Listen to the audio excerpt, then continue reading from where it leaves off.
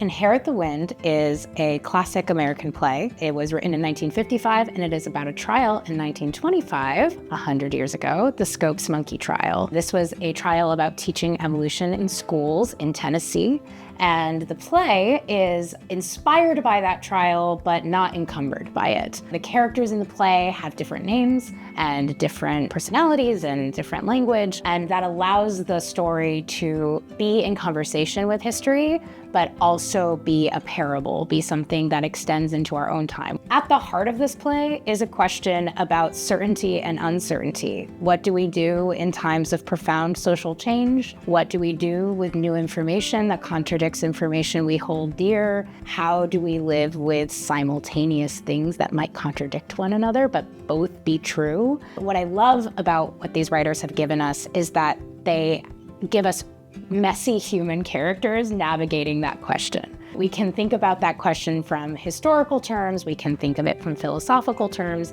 but when we have people who have relationships with each other, right, the two lawyers who are head-to-head in the whole trial, they were friends, and that's actually true of the history as well, and I think the playwrights have really leaned into that. There's also additional relationships that are extra-historical that have been added by the playwrights that show human beings with real human motivations. None of this happens in a vacuum, and surrounding all of the kind of key players is a whole town that is navigating, looking at their neighbor and seeing, oh, you just laughed at something you would have booed at yesterday. Now what's going on? A scene in the play that really illuminates all of the themes is when the character Henry Drummond gets his opponent on the witness stand to testify against his own case. This is kind of wild because it's not something that typically happens in a courtroom, but it did happen historically in this trial. And what you'll see is the lawyer who is defending the teacher who taught evolution, he is getting ready to quit. All of his witnesses have been rejected by the judge because by testifying about evolution, they're breaking the law. And so he's going to pack up his suitcase, and then he gets an idea. And he calls Brady, his opponent, to the stand to be an expert on the Bible. And it's an interesting scene because it's really long. It's by far the longest scene in the play. It goes on, and we think, well, why doesn't it end? And it's actually because it takes a while for Drummond to find his way in. Because what he learns is that his opponent isn't ignorant, his opponent isn't a fool, but what his opponent is vain and prideful. And he steps into a trap of hubris, of absolute certainty.